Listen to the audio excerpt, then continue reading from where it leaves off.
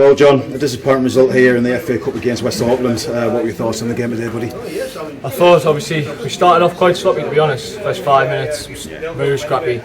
There was no quality to the game whatsoever. And then, obviously, the incident happens with a penalty. So on them, I think if he thinks he's offside, so he just gets hold of him.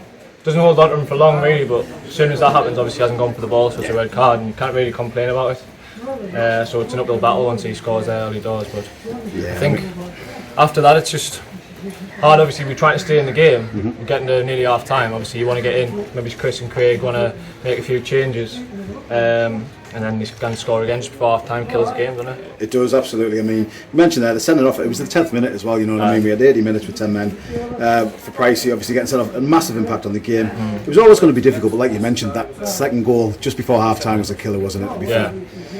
It makes the second half obviously a totally different game. Like, let's say at half time we go in 1-0, anything can happen. You can hold into the game like we did when we came here before. Obviously it was a tight game. I know we were winning and they scored. It could have been the other way around. It could. You're right. No, I agree with you completely.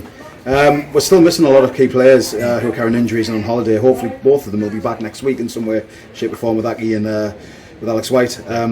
It has to be positive for the squad, doesn't it? You know what I mean? Getting players back like that. Yeah, I think especially then too, bring a bit of experience. Obviously, definitely going to need Alex with Pricey being out now. Yeah. I think Max is back as well. Right. Okay. Obviously, he's been away for a while, so see what he's like fitness-wise. Yes. But I'm sure he'll be raring to go. So that'll definitely help with the back and in midfield. Well, he can play different positions, can't he, as well? So exactly. it's been that. Yeah, I think Aki will be massive to come back in. Yeah. We can keep him fit. Obviously, we know what he's like. So yes, absolutely. Fingers crossed. We play next Saturday against Knaresborough in the FA Vars. It's a competition that we do have a good chance in. You know, I am biased, but I do think we do have a good chance. We've got to be confident. We can't let our heads get down after today's performance for this game against Knaresborough, can we? No, definitely not. What is this, 6 or 7 games now? Yeah. Obviously, first loss.